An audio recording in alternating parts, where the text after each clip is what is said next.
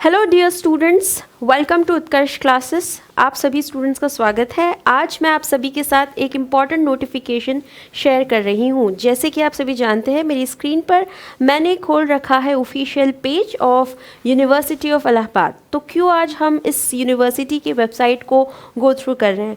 हम कर रहे हैं इस वेबसाइट को go through because Allahabad university की तरफ से एक इम्पॉर्टेंट नोटिफिकेशन जारी हुई है अप्रैल महीने के अंदर, जहाँ पर वैकेंसीज आई हैं फॉर असिस्टेंट प्रोफेसरशिप। तो स्टूडेंट्स, वो सभी बच्चे जो कि नेट क्वालिफाई कर चुके हैं, जेआरएफ क्रैक कर चुके हैं और एक अच्छी अपॉर्चुनिटी की तलाश में थे, तो उनके लिए एक बहुत बड़ा अवसर आ चुका है जो कि यूनिवर्सिटी ऑफ इलाहाबाद आपको प्रोवाइड कर रही है। तो क्या है ये notification related to the vacancies of assistant professor, और कौन सी चीज़ें आपको ध्यान रखनी होंगी जब भी आप इस वैकेंसी के लिए अप्लाई कर रहे होंगे, आइए चलिए समझते हैं। तो ये है इसकी ऑफिशियल वेबसाइट, और जब मैं इसे गो थ्रू करती हूँ तो मैं जाती हूँ एक नोटिफिकेशन पर जो कि अप्रैल 2025 11th यानी कि लास्ट फ्राइडे को आता है, जबकि ये मैं रिकॉर्ड कर रही हूँ वीडियो उससे एक हफ्ता पहले। तो एडवर्टीज़मेंट को जब मैं ओपन करती हूँ तो I get to know over here.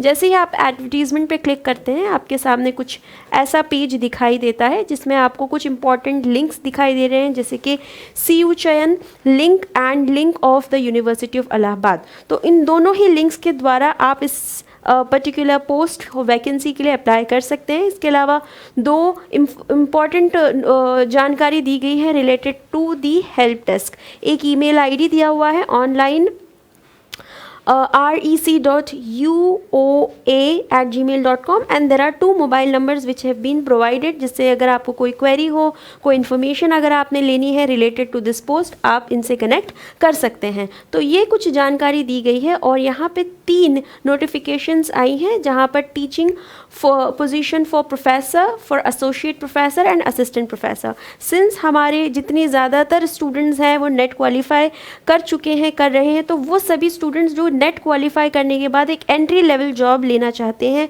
University में, कॉलेज में, एकेडमिया के अंदर काम करने के लिए, तो वेरी फर्स्ट जो पोजीशन होती है वो होती है एक असिस्टेंट प्रोफेसर की।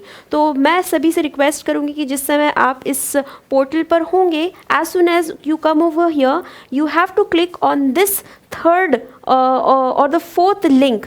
जैसे ही आप इस लिंक पर क्लिक करेंगे, असिस्टेंट प्रोफेसर के लिए ये पूरा का पूरा नोटिफिकेशन आपके सामने खुल जाएगा। तो चलिए अब पढ़ते हैं इस नोटिफिकेशन को थोड़ा सा डिटेल में, कौन सी ऐसी चीज़ें हैं जो आपने ध्यान रखनी है while you are applying for the post. So basically ये recruitment for the post of assistant professor है, जिसमें ये नोटिफिकेशन की कुछ इंपॉर्टेंट जानकारी है related to the draft, and उसके बाद आपको डायरेक्टली मूव करना है इंपॉर्टेंट डेट्स पे। ठीक है, आई होप ये आप अच्छे से देख पा रहे हैं। So basically date of uploading of detailed advertisement and online registration 11th of April 2025 में स्टार्ट हो चुका है, जिसकी स्टार्ट डेट है फॉर द पेमेंट, और the fee payment is 11th only. ठीक है, तो जिस दिन आपने इस फॉर्म को फिल किया उस दिन आप इसकी पेमेंट भी कर सकते हैं, और इसकी last online date of registration है 2nd of May। ठीक है, तो आपके पास ऑलमोस्ट 15 डेज़ का ये टाइम पीरियड बच जाता है, जिसमें आप इस फॉर्म को फिल कर सकते हैं। Last date of final submission of online form 2nd of May ही कंसीडर की गई है, तो आपके पास समय है इस फॉर्म को फिल करने का। एप्लीकेशन फ़ी की बात करें अगर हम, तो यहाँ पर 3 मेजर क्राइटेरियाज़ हैं, जैसे कि unreserved EWS OBC male female की अगर हम बात करें तो उन्हें 2000 रुपीज़ फ़ी पे करनी पड़ेगी, और टोटल अमाउंट 2000 होगा, जबकि STs और SCs जो होंगी उन्हें 1000 रुपीज़ पे करने हैं। PWD दिव्यांगजन, जिसमें मेल फीमेल दोनों आते हैं, उनके लिए फ़ी जो है वो 100 रुपी रखी गई है। ठीक है, those who have applied earlier against this particular notification व where the selection have not been held। इसके अलावा जिन्होंने इससे पहले इस पोस्ट के लिए अप्लाई किया था और वो सिलेक्ट नहीं हुए थे, उनके लिए फ़ी स्ट्रक्चर थोड़ा सा अलग होने वाला है। Since they've already made the payment of this vacancy, उनके लिए सिर्फ फ़ी चार्जेस 100 रुपीज़ रखी गई है इर्रिस्पेक्टिव ऑफ देयर कैटेगरी। ठीक है, उसके बाद अब हम बात करते हैं नंबर ऑफ़ वैकेंसीज़ की। कितने डिपार्टमेंट्स हैं? कुल मिला के 46 डिपार्टमेंट्स हैं, जिनमें अलग अलग सब्जेक्ट्स के लिए और अलग अलग कैटेगरी के लिए रिजर्वेशंस आई हैं, पोस्ट्स आई हैं, जिसमें अगर हम स्टार्ट करें तो Indian history, ancient history, culture, archaeology, anthropology, Arabic and Persian, atmospheric and ocean studies, behaviour and cognitive science, biochemistry, information science, ये सारे अलग अलग डिपार्टमेंट्स हैं, कैटेगरीज़ हैं जिनके लिए आप अप्लाई कर सकते हैं। तो सिंस मैं आप लोगों को पॉलिटिकल साइंस ले रही होती हूँ, तो I am just looking for if any subject related to polity और सोशल साइंस से रिलेटेड कोई सब्जेक्ट है या नहीं। तो अगर आप देखें हिस्ट्री में काफ़ी ज़्यादा अपॉर्चुनिटीज़ हैं। इसके अलावा अगर हम देखें एजुकेशन के लिए अगर आप देखें तो 2 वैकेंसीज़ अनरिजर्व्ड कैटेगरी में आई हैं। इसके अलावा अगर हम देखें साइंस में बहुत सारी ऑप्शंस हैं, बहुत सारे पोस्ट्स खाली हैं।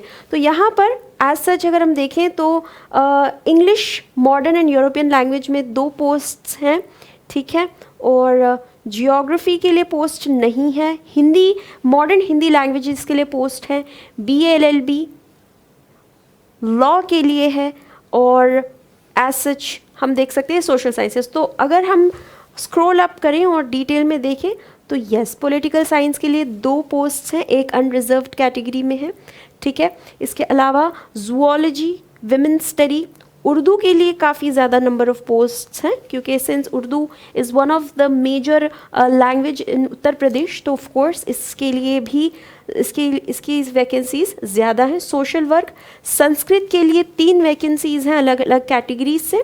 फिज़िकल एजुकेशन में आप देख सकते हैं अनरिजर्व्ड में 2 हैं, ठीक है। तो इस तरह से नंबर ऑफ़ सब्जेक्ट्स की अगर हम बात करें, कैटेगरीज की बात करें, तो दे आर नंबर इन 46। तो काफ़ी सारी सब्जेक्ट्स में इस बार वैकेंसीज़ निकली है। नंबर ऑफ़ वैकेंसीज़ कम है, लेकिन ये एक बहुत अच्छी अपॉर्चुनिटी हो सकती है आप सभी के लिए जो इस समय नेट क्वालिफाई कर चुके हैं या JRF कर चुके हैं। और अगर आप अपना इंडेक्स देखेंगे तो उसके मुताबिक आप जो हैं वो परफॉर्मेंस इंडिकेटर के मुताबिक, KPI के मुताबिक अगर आपका स्कोर 50+ बैठता है तो डेफिनेटली आप इसके लिए प्रोसीड कर सकते हैं। तो इसमें कुछ टर्मिनोलॉजीज़ जो इस पर्टिकुलर टेबल में अप्लाई की गई थी, उन टर्मिनोलॉजीज़ को एक्सप्लेन किया गया है फॉर स्टूडेंट्स या फॉर कैंडिडेट्स जो कि फिजिकली चैलेंज्ड कैटेगरी से बिलोंग करते हैं और रिजर्व्ड और अनरिजर्व्ड कैटेगरी से बिलोंग करते हैं, ठीक है। एक और इम्पॉर्टेंट पॉइंट मुझे यहाँ पे आप लोगों के लिए ऐड करना है, and that is related to the reserved category of the EWS, यानी वो स्टूडेंट्स या वो कैंडिडेट्स जो रिजर्व कैटेगरी से इस वैकेंसी के लिए अप्लाई कर रहे हैं for EWS, economic weaker section, उन्हें ध्यान ये देना है कि candidates belonging to EWS category should submit proper certificate as per the proforma of the government of India, ठीक है ना। उन्हें अपना परफॉर्मा, अपना सर्टिफिकेट प्रोवाइड करना है बिफोर हैंड, और उसकी जो एक मैक्सिमम डेडलाइन है या फिर उसका एक मैक्सिमम सर्टिफिकेशन है स्पेशली SC ST OBCs के लिए, वो 6 महीने से ज़्यादा का नहीं होना चाहिए।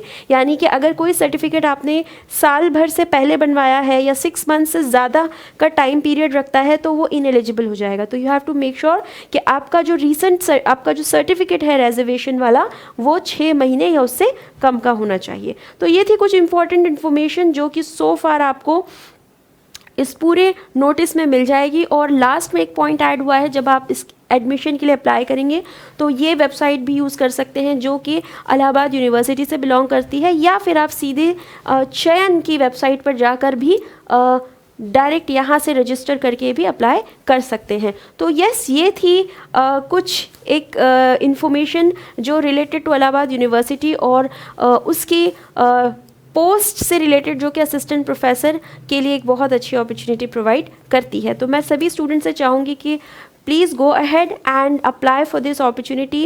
डोंट थिंक कि क्या हम सक्सेसफुल होंगे या नहीं। हमेशा मैं स्टूडेंट से यही रिक्वेस्ट करती हूँ कि if you are eligible with NET, go ahead and apply for this opportunity. Take an experience लो और एक्सपोजर को एक्सपीरियंस करो, ये ज़्यादा मैटर करता है। वन इम्पॉर्टेंट थिंग, अपना की परफॉर्मेंस इंडिकेटर ज़रूर अपडेट करिए। यानी कि अगर आपको पता है कि UGC की गाइडलाइन के मुताबिक क्राइटेरिया सेट है, अगर आप परमानेंट पोजीशन के लिए अप्लाई कर रहे हैं, आप असिस्टेंट प्रोफेसरशिप के लिए अप्लाई कर रहे हैं, तो you have to complete certain की क्राइटेरियाज, जिसमें आपकी ग्रेजुएशन, पोस्ट ग्रेजुएशन, आपका NET, PhD, number of research papers कितने आप पब्लिश करते हैं, ये सारी चीज़ें मैटर करती हैं। तो इस पर सेपरेटली मैं एक वीडियो भी बना सकती हूँ आप लोगों के लिए, जहाँ पर मैं डिस्कस कर सकती हूँ डिटेल में की performance indicator to apply for the vacancy of assistant professor. तो इस तरह की और भी बहुत सारी नोटिफिकेशंस के लिए I will come again and I will share the knowledge और the information with you. Have a good day.